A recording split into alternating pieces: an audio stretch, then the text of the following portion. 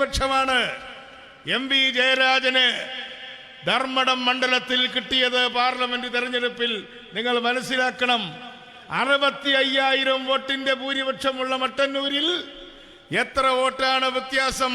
3,000 വോട്ടാണ് ജയരാജനും സുധാകരനും തമ്മിലുള്ള വ്യത്യാസം. അതുകൊണ്ട് കോട്ട കൊത്തളങ്ങൾ ഇളകിക്കഴിഞ്ഞു. ഇവിടെ ഇപ്പൊ ജാതിയുമായി MP ഗോവിന്ദൻ പോകുന്നുണ്ടല്ലോ. MP ഗോവിന്ദന്റെ മണ്ണിൽ തളിപ്പറമ്പിൽ ഐക്യജനാധിപത്യ മുന്നണിയാണ് പാർലമെന്റിൽ വിജയിച്ചത് എന്ന കാര്യം നിങ്ങൾ മറക്കരുത്. കാസർഗോഡും കണ്ണൂരുമുള്ള CPM-ന്റെ നെടും കോട്ടകളിൽ വിള്ളൽ വീണിരിക്കുകയാണ്. ഈ 2 മണ്ഡലങ്ങളാണ് ഒരു കാലഘട്ടത്തിൽ ആരെയും എന്തും ചെയ്ത് കശാപ്പ് ചെയ്തിട്ടാണെങ്കിലും ഞങ്ങൾ ജയിക്കുമെന്ന് പറഞ്ഞത്. ഇന്ന് കശാപ്പ് ചെയ്യാൻ കത്തിയുമായി വന്നാൽ അവരെ പരിഹസിച്ചു വിടുന്ന നാടായി കണ്ണൂരും കാസർഗോഡും മാറി. എന്നാലും കലി അടങ്ങിയെന്ന് ഞാൻ കരുതുന്നില്ല. വടകരയിൽ നിന്ന് സംഭവിച്ചത് നമുക്കറിയാം. ഷാഫി പറമ്പിൽ ഒരു കൊടുങ്കാറ്റ് പോലെ വന്ന് അവിടെ ആഞ്ഞടിച്ചു. ഇവിടെ പ്രേമചന്ദ്രൻ, ഞാൻ ഇപ്പോഴും അദ്ദേഹത്തെ കണ്ടത്. പ്രേമചന്ദ്രന്റെ ഭൂരിപക്ഷം എത്രയാണ്? ലക്ഷക്കണക്കിന് ഭൂരിപക്ഷമാണ് അദ്ദേഹം നേടിയിരിക്കുന്നത്. ചടയമംഗലം പോലുള്ള മണ്ഡലങ്ങളിൽ നേരത്തെ അദ്ദേഹം സംസാരിക്കുന്നത് ഞാൻ കേട്ടു. ഇവിടെ കണ്ണൂരിലെ ചില പാർട്ടി ഗ്രാമങ്ങളെക്കാൾ കഠിനമായ ചില പാർട്ടി ഗ്രാമങ്ങൾ കൊല്ലം ജില്ലയിലുണ്ട്. കടക്കൽ എന്നാണ് ആ സ്ഥലത്തിന്റെ പേര്. ഒരു CMPയുടെ നേതാവ് പ്രവീൺ ദാസിനെ മോട്ടോർ സൈക്കിളിൽ യാത്ര ചെയ്യുമ്പോൾ, മോട്ടോർ സൈക്കിൾ ഓടിക്കുമ്പോൾ പുറകിലോടി വന്ന് വെട്ടിക്കൊന്ന ഒരു സ്ഥലമാണ് കടക്കൽ. ആ കടക്കലിനെ വെട്ടിക്കൊല്ലിന് ശേഷമാണ് TPയെ വെട്ടിക്കൊന്നത്. 1 വയസ്സുണ്ടായിരുന്നു ആ കൊച്ചിനെ, അയാളുടെ മകൻ ആ സമയത്ത്. ആ കുട്ടി ഇപ്പോൾ BA പാസ്സായി. എന്തായാലും ശരി, ആ കടക്കൽ പോലും, കടക്കൽ കുമ്മളല്ലേ അവിടെയുള്ള കടക്കൽ കുമ്മൾ പോലും പഞ്ചായത്ത് തെരഞ്ഞെടുപ്പിലും ജയിച്ചു. കൊല്ലത്ത് ജയിച്ചു. ഞാൻ ആ വിശദീകരണങ്ങളിലേക്ക് പോകുന്നില്ല. നമുക്കറിയാം തിരുവനന്തപുരത്തും നമ്മൾ ജയിക്കുമായിരുന്നു. പക്ഷേ നമ്മുടെ നില ഇരട്ടിയായി മെച്ചപ്പെട്ടുവെങ്കിലും നമുക്ക് ജയിക്കാൻ കഴിഞ്ഞില്ല. കഴിഞ്ഞ പാർലമെന്റിൽ ഒരു അബദ്ധം പറ്റിയ ഒരു സ്ഥലമാണ് തൃശ്ശൂരിൽ. പക്ഷേ തൃശ്ശൂരുകാർ പറഞ്ഞു ഞങ്ങൾക്ക് ഒരാൾക്കൊരബദ്ധം പറ്റാതിരിക്കില്ല, പക്ഷേ 9 പ്രാവശ്യം പറ്റുകയുമില്ല എന്ന് പറഞ്ഞതുപോലെ 2ാം പ്രാവശ്യം വന്നപ്പോൾ നമ്മുടെ മഹാനടൻ സുരേഷ് ഗോപി ഇപ്പൊ എവിടെയാ പോയെന്ന് അറിഞ്ഞുകൂടാ. അദ്ദേഹം കേരളം വിട്ടുപോവാന്നാണ് പറയുന്നത്. അദ്ദേഹം വലിയ നടനാണ്, എനിക്കിഷ്ടമാണ്, എൻ്റെ സുഹൃത്താണ്. ഹാസ്യ നടനവും നല്ലതാണ്. പക്ഷെ അദ്ദേഹത്തിൻ്റെ നടനത്തെക്കുറിച്ച് ഇപ്പോൾ പറയാൻ കഴിയുന്നത് അപഹാസ്യ നടനം എന്ന് മാത്രമേ മന്ത്രിയായ സുരേഷ് ഗോപിയെ കുറിച്ച് പറയാൻ കഴിയൂ. അങ്ങനെ ഞാൻ ചുരുക്കി പറഞ്ഞാൽ ഈ 5 വർഷക്കാലത്ത് നടന്ന എല്ലാ തെരഞ്ഞെടുപ്പുകളിലും, അത് ഇടക്കാല തെരഞ്ഞെടുപ്പുകളാവട്ടെ, അല്ലെങ്കിൽ അസംബ്ലി ബൈ ഇലക്ഷൻ ആവട്ടെ, പാർലമെന്റ് ആവട്ടെ, പഞ്ചായത്താവട്ടെ, കോർപ്പറേഷൻ ആവട്ടെ, ഒരിടത്ത് പോലും മാൻഡേറ്റ് നിലനിർത്താൻ പറ്റാത്ത ഒരു ഭരണകക്ഷി ആയി ഇന്ന് പിണറായി വിജയന്റെ ഗവൺമെന്റ് മാറിയിരിക്കുകയാണ്.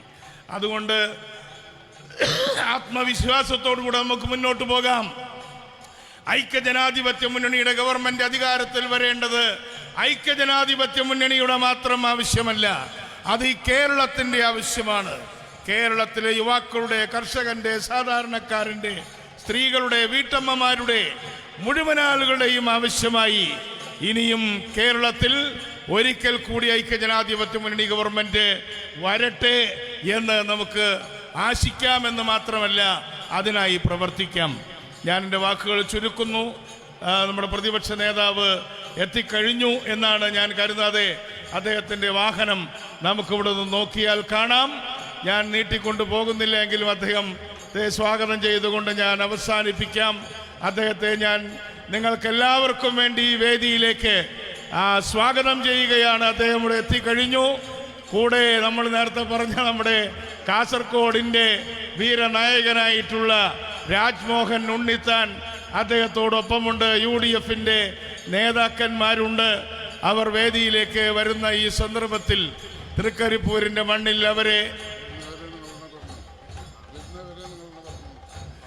തൃക്കരിപ്പൂരിൻ്റെ മണ്ണിലേക്ക് അവരെ സ്വാഗതം ചെയ്യാൻ കഴിഞ്ഞ ഈ സന്ദർഭം തീർച്ചയായും എനിക്ക് വളരെ സന്തോഷം നൽകുന്നുണ്ട്. ഞാൻ അവരെ സ്വാഗതം ചെയ്യണമെന്നാണ് ഇപ്പോൾ എന്നോട് പറഞ്ഞത്. ഞാൻ സ്വാഗതം ചെയ്ത് കഴിഞ്ഞു. എങ്കിൽ പോലും അവർ ഈ വേദിയിലേക്ക് കയറി വരട്ടെ. ഞാൻ എൻ്റെ സംസാരം ആ സന്ദർഭത്തിൽ ഇവിടെ അവസാനിപ്പിക്കാൻ പോവുകയാണ്. ഒരു കാര്യവും കൂടെ ഞാൻ പറയാം. ഇപ്പോൾ ഇടതുപക്ഷ ജനാധിപത്യ മുന്നണിയുടെ നേതാക്കന്മാരുടെ ഒരു ചോദ്യമുണ്ട്. നിങ്ങൾക്ക് എന്തെങ്കിലും വികസന കാഴ്ചപ്പാടുണ്ടോ എന്നാണ് ചോദിക്കുന്നത്. ആരാ ചോദിക്കുന്നത്? എല്ലാ വികസന കാഴ്ചപ്പാടുകളെയും തല്ലിത്തകർത്ത നേതാക്കന്മാർ. നിങ്ങൾക്കറിയാമല്ലോ, പരിയാരം കോളേജിൽ കെ കരുണാകരന് ഹെലികോപ്റ്ററിൽ വന്നിറങ്ങേണ്ടി വന്നു. കാരണം റോഡിൽ മുഴുവൻ സമരമായിരുന്നു.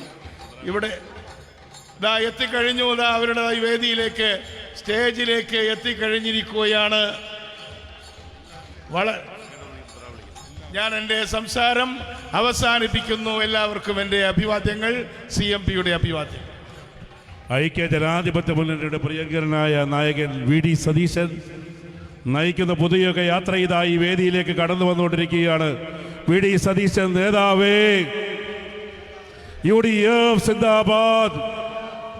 VD സതീശൻ നേതാവേ, ധീരതയോടെ നയിച്ചോളൂ, ധീരതയോടെ നയിച്ചോളൂ. ധീര ധീര VD സതീശ, ധീരതയോടെ നയിച്ചോളൂ.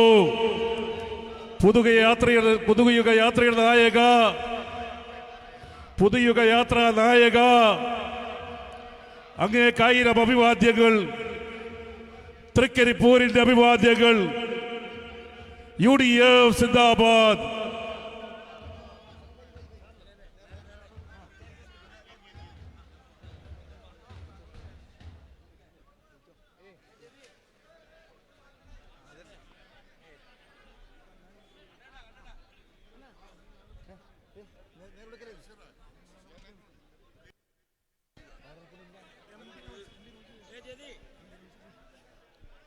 ബഹുമാനായ ജാഥ ലീഡർ ഹാരാർപ്പണം ചെയ്യുന്നവർ അടിയന്തരമായും സ്റ്റേജിൽ വന്ന് ഹാരാർപ്പണം നടത്തേണ്ടതാണ്.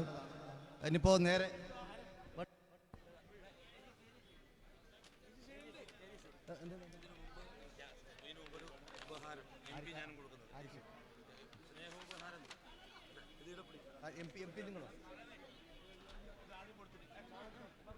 ബഹുമാനായ ജാഥ ലീഡർ നമ്മുടെ ഈ പുതുയുഗ യാത്ര കാസർഗോഡ് ജില്ലാതല സമാപനമാണ് ഈ പരിപാടി നടക്കുന്നത്. DCC പ്രസിഡന്റ് പ്രിയപ്പെട്ട PK ഫൈസൽ, ബഹുമാനായ നമ്മുടെ ജനകീയ MP ശ്രീ രാജ്മോഹൻ ഉണ്ണിത്താൻ എന്നിവർ പ്രിയപ്പെട്ട VD സതീശൻ സാറിന് ഒരു സ്നേഹോപഹാരം നൽകുന്നു. ജില്ലയുടെ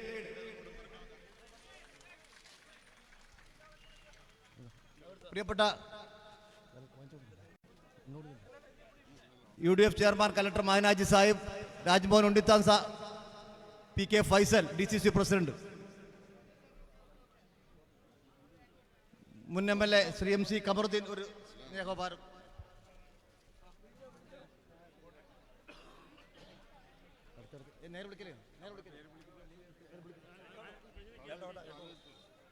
ഈസ്റ്റേരി മണ്ഡലം പ്രസിഡന്റ് ജോർജ്, മുസ്ലിം ലീഗിന്റെ പഠന പഞ്ചായത്ത് പ്രസിഡന്റും ബോംബെ KMCCയുടെ സമാധാനനായ പ്രസിഡന്റുമായ TKC മുഹമ്മദ് രാജി,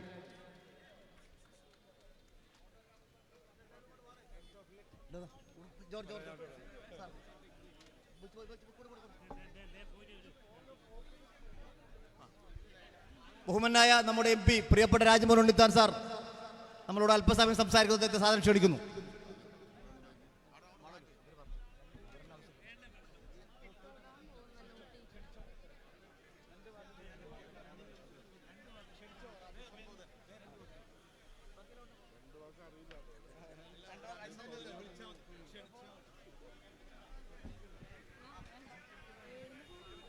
ഇന്നലെ വൈകുന്നേരം 4 മണിക്ക് മഞ്ചേശ്വരം നിയോജകമണ്ഡലത്തിൻ്റെ കുമ്പളയിൽ നിന്ന് ആരംഭിച്ചൊരു യാത്ര പറഞ്ഞറിയിക്കാൻ വയ്യാത്ത ഒരനുഭവമാണ്, ഒരു അനുഭൂതിയാണ്.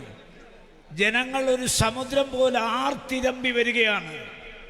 ഒരു കാര്യം വളരെ സുവ്യക്തമായി ഞാൻ പറയാം, അടുത്ത തെരഞ്ഞെടുപ്പിൽ VD സതീശൻ 100 പറയുന്നത്.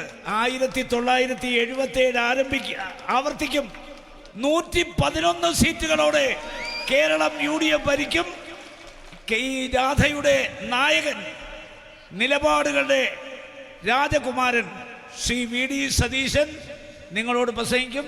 ഞാൻ എപ്പോഴും നിങ്ങളോട് സംവദിക്കുന്ന ആളാണ്. അദ്ദേഹത്തെ അതിനായി ക്ഷണിക്കുന്നു.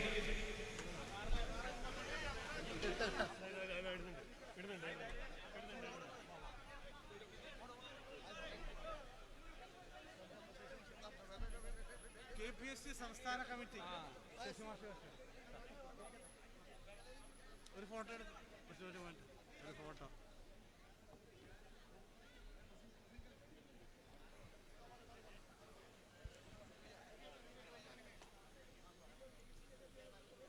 ഏറ്റവും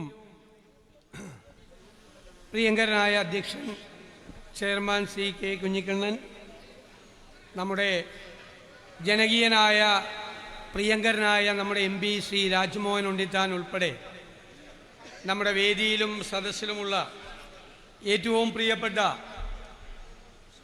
നേതാക്കളെ, പ്രിയമുള്ള പോരാളികളായ എൻ്റെ പ്രിയപ്പെട്ട സഹപ്രവർത്തകരെ,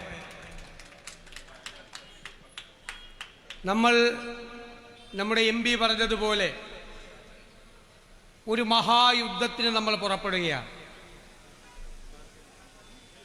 ഈ യുദ്ധം നമുക്ക് ജയിച്ചേ മതിയാവും. വെറും വിജയമല്ല, തിളക്കമാർന്ന വിജയം ഈ യുദ്ധത്തിൽ നമുക്ക് നേടണം. ദുഷ്ടശക്തികളെ കഴിഞ്ഞ ഒരു ദശകക്കാലം നമ്മുടെ പ്രിയപ്പെട്ട കേരളത്തെ തകർത്തു തരിപ്പണമാക്കിയ ഈ ദുർഭരണത്തെ അധികാരത്തിൽ നിന്ന് താഴെ ഇറക്കാനുള്ള മഹായുദ്ധം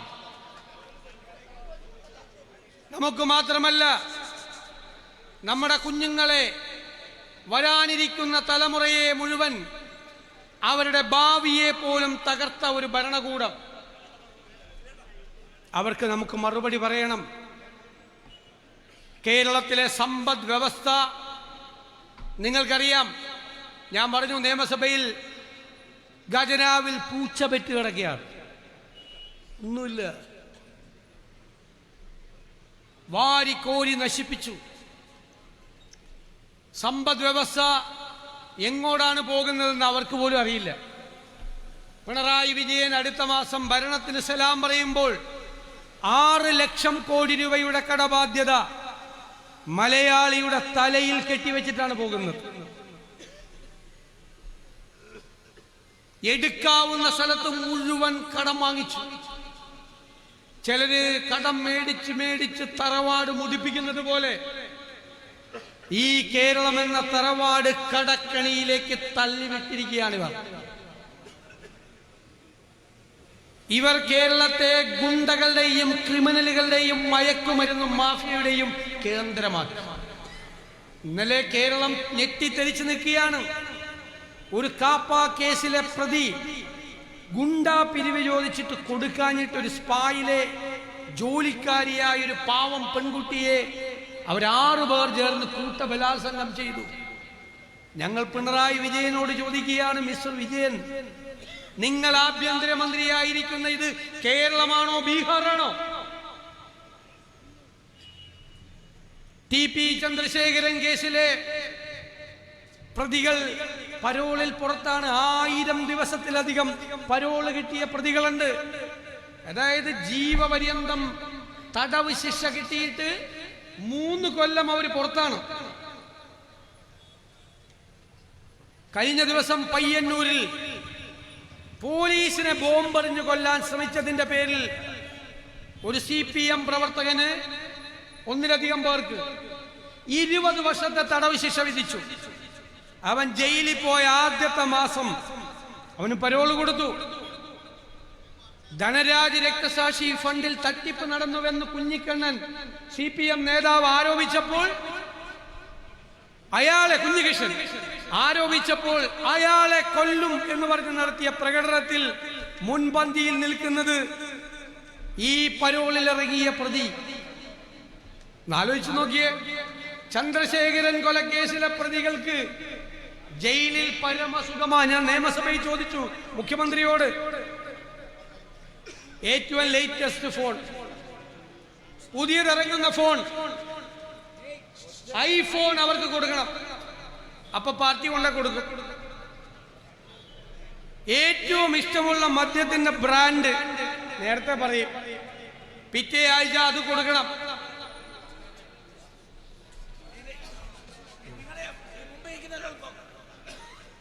അത് കഴിഞ്ഞ് ഭക്ഷണം തലേ ദിവസം പറയും, രാവിലെ യൂറോപ്യൻ ബ്രേക്ക്ഫാസ്റ്റ്, ഉച്ചയ്ക്ക് ചൈനീസ്. കൊലക്കേസിലെ പ്രതികളാണ്. വൈകുന്നേരമാകുമ്പോൾ തണ്ടൂരി ചിക്കൻ.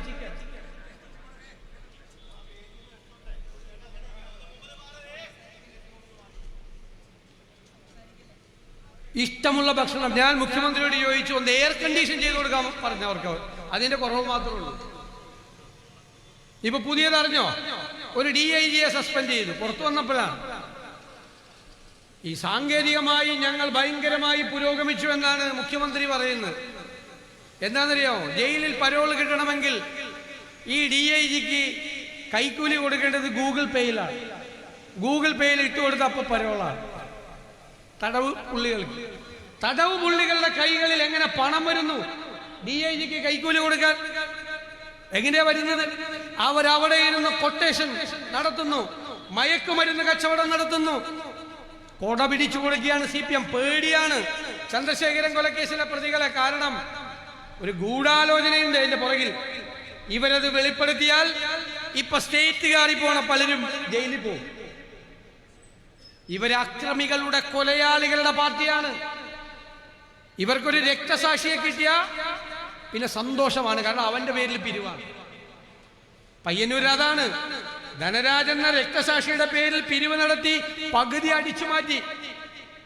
മഹാരാജാസ് കോളേജിൽ കൊല ചെയ്യപ്പെട്ട അഭിമന്യു എന്ന പാവപ്പെട്ട പയ്യന്റെ പേരിൽ പണപ്പിരിവ് നടത്തി അടിച്ചു മാറ്റി. തിരുവനന്തപുരത്ത് സംഘപരിവാറുകാർ കൊന്ന വിഷ്ണു രക്തസാക്ഷി പണം കൊണ്ടുപോയി. രക്തസാക്ഷി ഫണ്ട് കണ്ട് സഹിക്ക വയ്യാതെ ആ രക്തസാക്ഷിയായ CPM ചെറുപ്പക്കാരന്റെ കുടുംബത്തിലെ മുഴുവൻ അംഗങ്ങളും കോൺഗ്രസിൽ ചേർന്നു. കഴിഞ്ഞ ദിവസം ഞാനാണ് അവർക്ക് മെമ്പർഷിപ്പ് കൊടുത്തത്. രക്തസാക്ഷികളാ. അവർ പറഞ്ഞ് ഈ വൃത്തികെട്ട പാർട്ടിയിൽ ഞങ്ങൾ ഇല്ലെന്ന് പറയുന്നു. ഒരുത്തന്റെ ജീവിതം ആ പാർട്ടിക്ക് വേണ്ടി കുരുതി കൊടുത്ത കുടുംബമാണ്. ഇനി ഞങ്ങൾ അതിലില്ല. അവര് പറഞ്ഞു ഇവര് കമ്മ്യൂണിസ്റ്റുകാരല്ല, ഇവർ ഇടതുപക്ഷക്കാരല്ല, ഇവര് തീവ്ര വലതുപക്ഷക്കാരാണ് എന്ന് കമ്മ്യൂണിസ്റ്റ് പാർട്ടിയെ സ്നേഹിച്ചവർ പറയുന്നു. അവർക്ക് വലിയ വലിയ ആളുകളുമായിട്ടാണ് ബന്ധം. ഡൽഹി ചെന്നാൽ ഇരട്ടച്ചങ്ക അപ്രത്യക്ഷമാവും. നരേന്ദ്രമോദിയുടെയും അമിത്ഷായുടെയും മുമ്പിൽ 90 ഡിഗ്രിയിൽ കുനിഞ്ഞു നിൽക്കും. അവരെവിടെ ഒപ്പിട്ട് കൊടുക്കാൻ പറഞ്ഞാൽ അവിടെ ഒപ്പിട്ട് കൊടുക്കും. എന്നിട്ട് ഇവിടെ വന്ന് നമ്മളോട് മതനിരപേക്ഷത പ്രസംഗിക്കും. 2 ദിവസം കഴിയുമ്പോൾ വർഗീയത പറയുന്നവർക്ക് പൊന്നാള ചാർത്തി കൊടുക്കും. ഇതുപോലെ ഒരു ഇരട്ടത്താപ്പുള്ള പാർട്ടിയെ നമ്മൾ കണ്ടിട്ടുണ്ടോ? ഞാൻ ചോദിക്കട്ടെ, നമ്മൾ ബുദ്ധിമുട്ടുമ്പോൾ ഇന്ത്യയിൽ 1-ാം സ്ഥാനം എന്ന് പറയുന്നത് എന്തിനാ? കഴിഞ്ഞ 11 മാസക്കാലമായി നിങ്ങൾ അറിയണം, വീട്ടമ്മമാരുൾപ്പെടെ ഇന്ത്യയിൽ ഏറ്റവും കൂടുതൽ വിലക്കയറ്റമുള്ള 1ാമത്തെ സംസ്ഥാനം കേരളമാണ്. 11 മാസമായി 1ാം സ്ഥാനം വേറെ ആർക്കും വിട്ടുകൊടുക്കൂല. മാർക്കറ്റിൽ ഇടപെടില്ല. സിവിൽ സപ്ലൈസ് കോർപ്പറേഷനിൽ സാധനമില്ല. എല്ലാ സ്ഥാപനങ്ങളും നശിപ്പിച്ചു. സപ്ലൈകോ പോയി. മെഡിക്കൽ സർവീസസ് കോർപ്പറേഷന് കോടികൾ കൊടുക്കാനുണ്ട്. മരുന്നുകൾ വിതരണം നടത്തുന്നത് എക്സ്പയറി ഡേറ്റ് കഴിഞ്ഞ മരുന്ന്. എക്സ്പയറി ഡേറ്റ് കഴിഞ്ഞ മരുന്നാണ് ആശുപത്രിയിൽ പലതിലും കൊടുക്കുന്നത്. വമ്പൻ കൈക്കൂലി വാങ്ങിച്ചിട്ടാണ് കൊടുക്കുന്നത്. മരണസാധ്യതയുള്ള മാരകമായ മരുന്നുകളാണ് കൊടുക്കുന്നത്. നമ്മൾ അധികാരത്തിൽ ഇരിക്കുമ്പോൾ 10 കൊല്ലം മുമ്പ് വൈദ്യുതി ബോർഡിനെ ലാഭത്തിലാക്കി 22 പൈസ ഒരു യൂണിറ്റിന് കുറച്ചു കൊടുത്തു. ഉമ്മൻചാണ്ടി മുഖ്യമന്ത്രിയായിരിക്കുമ്പോൾ, ആര്യാടൻ സാറ് വൈദ്യുതി മന്ത്രിയായിരിക്കുമ്പോൾ ലാഭത്തിലാക്കിയ LCT ബോർഡിന്റെ ഇപ്പോഴത്തെ നഷ്ടം എത്രയെന്നറിയാമോ? 50,000 കോടി. തകർത്തു എല്ലാം. KSRTC കുളമാക്കി. ക്ഷേമനിധി ബോർഡുകൾ തകർത്തു.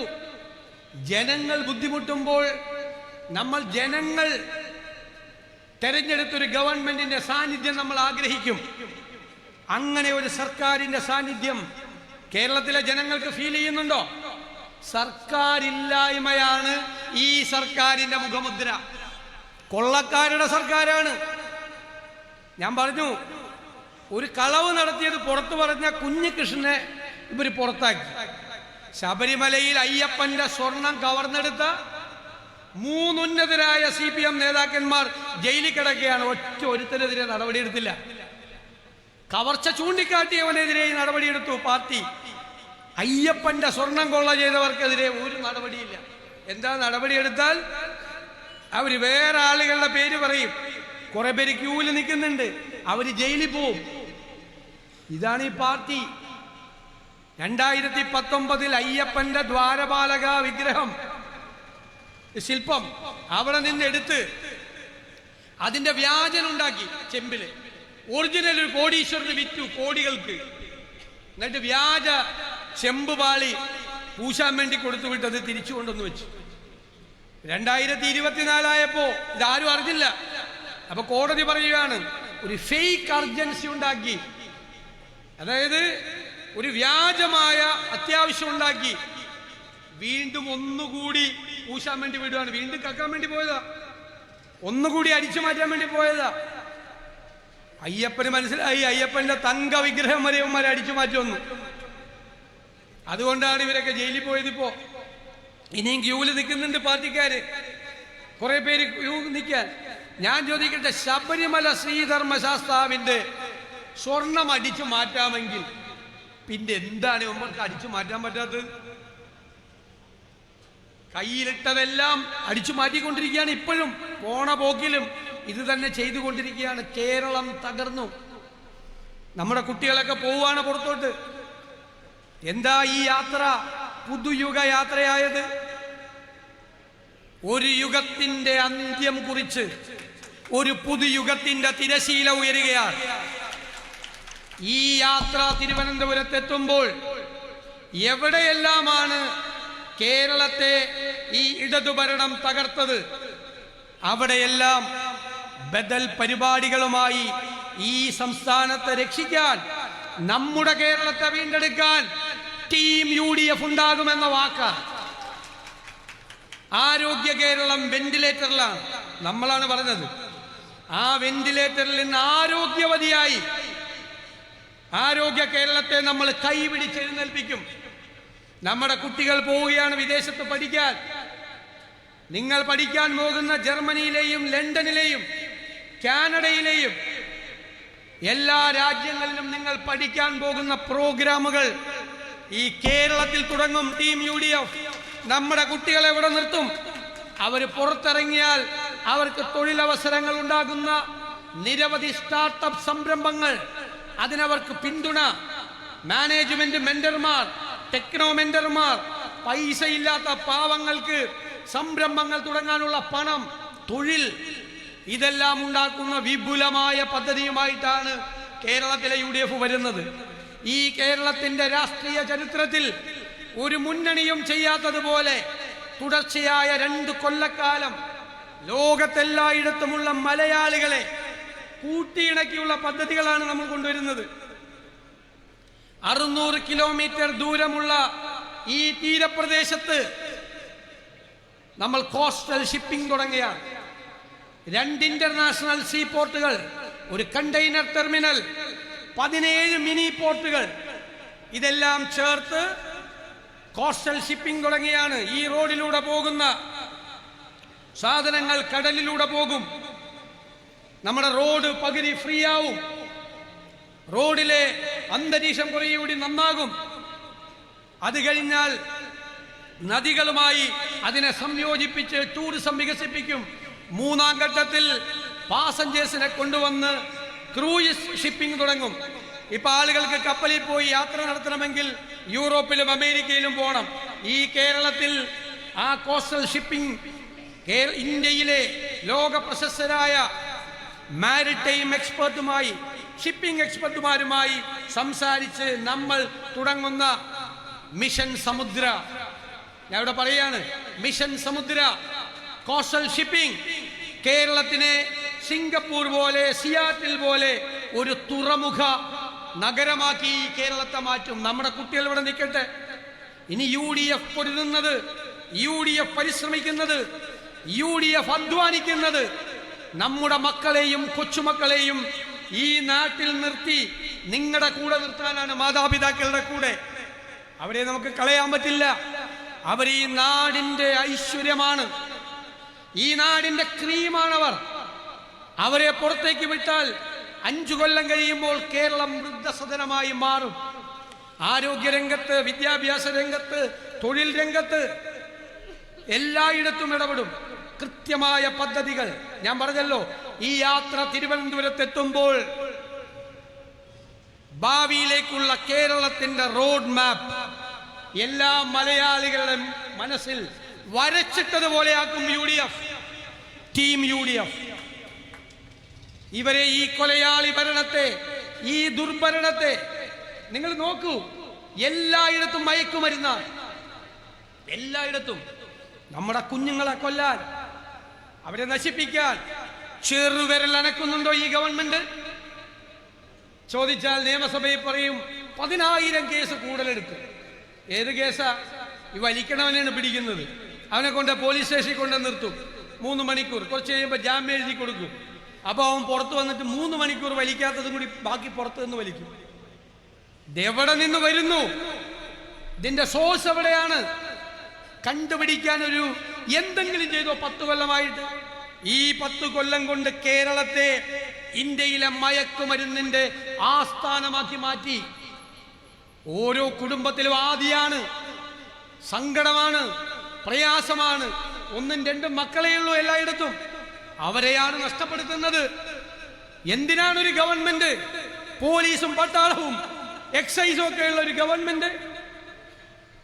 ഈ മയക്കുമരുന്ന് മാഫിയെ തകർക്കാൻ നിങ്ങൾക്കായില്ലെങ്കിൽ നിങ്ങൾ എന്തിനാ ഭരിക്കുന്നത്?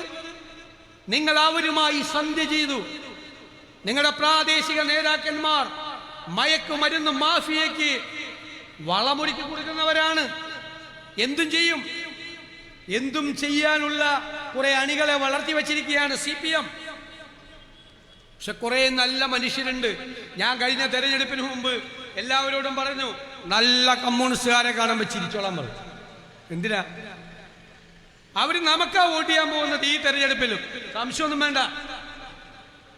കാരണം മതിയായി അവർക്ക്. ഇടതുപക്ഷ സഹയാത്രികർ, ഇടതുപക്ഷം വന്നാൽ നാടിന് മാറ്റമുണ്ടാകുമെന്ന് വിചാരിച്ച പാവങ്ങൾ, അവരിപ്പോ എന്താ പറയുന്നത്? ഇവരോ കമ്മ്യൂണിസ്റ്റ്, ഇവരോ ഇടതുപക്ഷം? ഇടതുപക്ഷം നമ്മളാണ്, നെഹ്റുവിയൻ ലെഫ്റ്റ്. കേരളത്തിലെ കോൺഗ്രസും കേരളത്തിലെ UDFുമാണ്. ഇവര് തീവ്ര വലതുപക്ഷമാണ്. അവര് നിങ്ങൾ നോക്കൂ, സംഘപരിവാർ എന്താ ചെയ്യുന്നത്? BJP ഒരു സംസ്ഥാനത്ത് ചെന്നാൽ മതവിഭാഗങ്ങളെ തമ്മിലടിപ്പിക്കും, അല്ലേ? എന്നിട്ട് അതിൽ നിന്ന് രാഷ്ട്രീയ മുതലെടുപ്പ് നടത്തി അധികാരം പിടിക്കും. ഇപ്പൊ കേരളത്തിൽ CPM ചെയ്യുന്നത് എന്താ? സംഘപരിവാറിന്റെ അതേ വഴിയിൽ ഇപ്പൊ ഭൂരിപക്ഷ പ്രീണനമാണ്. പാർലമെന്റ് തെരഞ്ഞെടുപ്പ് കാലത്ത് ഞാൻ പിണറായി വിജയന്റെ 35 ദിവസത്തെ പ്രസംഗം എടുത്തു വെച്ചിട്ടുണ്ട്. എല്ലാ പ്രസംഗത്തിലും പാലസ്തീൻ, ഗാസ, പൗരത്വ രജിസ്റ്റർ, ന്യൂനപക്ഷങ്ങൾ, പാവങ്ങൾ. പാർലമെന്റ് ഇലക്ഷന് ന്യൂനപക്ഷങ്ങൾ നല്ല പണി കൊടുത്തു. അത് കഴിഞ്ഞപ്പോ ഭൂരിപക്ഷ പ്രീണനമാണ്. ഡൽഹിയിൽ പോയി മലപ്പുറത്തിനെതിരായി ഇന്റർവ്യൂ. പിന്നെ AK ബാലന്റെ വർത്തമാനം, സജി ചെറിയാന്റെ വർത്തമാനം, ഇവരിടയ്ക്കിടയ്ക്ക് പൊന്നാടയിട്ട് കൊടുക്കുന്ന വേറെ ചിലരുടെ വർത്തമാനം. അപ്പൊ ഇത് വർത്തമാനം അതാ. അപ്പൊ സംഘപരിവാറിന്റെ അതേ വഴിയിലാണ് കേരളത്തിലെ CPM സഞ്ചരിക്കുന്നത്. അതേ വഴിയിൽ നമ്മൾ അത്ഭുതത്തോടു കൂടി നോക്കി നിൽക്കുകയാണ്. അവിടെയാണ് UDFന്റെ പ്രസക്തി. ഭൂരിപക്ഷ വർഗീയതയായാലും ന്യൂനപക്ഷ വർഗീയതയായാലും കേരളത്തിൽ വർഗീയത ആര് പറഞ്ഞാലും നമ്മൾ ചോദ്യം ചെയ്യും. ഈ കേരളത്തിൽ വിദ്വേഷം വേണ്ട, നമ്മളെ തമ്മിലടിപ്പിക്കാൻ ആരും വരണ്ട. ആ മതേതര നിലപാടിൽ ഞാൻ നിങ്ങൾക്ക് വാക്ക് തരുന്നു. തെരഞ്ഞെടുപ്പിൽ ജയിക്കാനാണെങ്കിലും വെള്ളം ചേർക്കില്ല, വിട്ടുവീഴ്ച ചെയ്യില്ല. എന്താ ഞങ്ങൾ പറഞ്ഞു? കഴിഞ്ഞ ദിവസം ഞാൻ പറഞ്ഞു, പിണറായി വിജയനും VD സതീശനും ഒക്കെ കുറച്ചാൾ കൂടി ഉണ്ടാവുള്ളൂ, അല്ലേ? പിന്നെ ഓർമ്മയാവും. ചിലപ്പോൾ ഓർമ്മ പോലും ഉണ്ടാവും അറിയില്ല. പക്ഷെ അപ്പോഴും നമ്മുടെ കേരളം ഉണ്ടാകും, നമ്മുടെ കുഞ്ഞുങ്ങൾ ഉണ്ടാകും, നമ്മുടെ കൊച്ചുമക്കൾ ഉണ്ടാകും.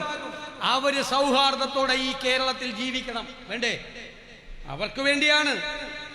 അതുകൊണ്ട് ഇവിടെ ആരും വർഗീയത പറഞ്ഞു വരണ്ട.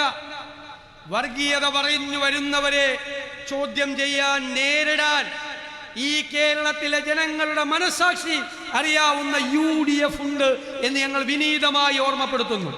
ഓരോരുത്തരും വർഗീയത പറയണ്ട, ഒരാളും പറയണ്ട. പ്രതിരോധിക്കും. നമ്മൾ ഒരുമിച്ച് നിന്ന് നമ്മൾ പ്രതിരോധിക്കും. കേരളത്തിലെ ജനങ്ങൾ ആഗ്രഹിക്കുന്നു ഈ ദുർഭരണത്തിന് അന്ത്യം കുറിക്കാൻ. വേണ്ടേ?